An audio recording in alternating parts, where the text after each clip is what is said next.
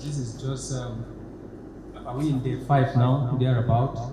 So you can imagine handling over 700 people in one arrest, profiling all of them. We just feel a sense of duty to let you know what is happening, because a lot of people are pumping in and asking questions and everything.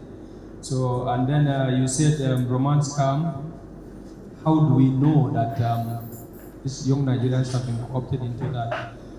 There is a particular script.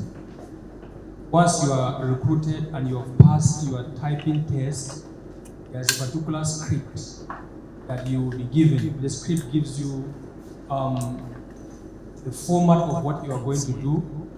In that script, you will see that they give you a particular name. You are a man, but they will give you a female name.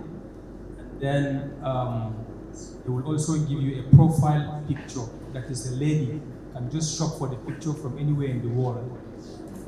And then you will start talking with the victims as though you are a woman. And you discuss with them, and then you go into romance with them. And then romance discussions with them. You see the text and everything. And then you also tell them, you change your location. You are in Nigeria here in VI, but you tell them that you are talking with them from London, US. They targeted Europe and America mostly. And then they also have foreign numbers.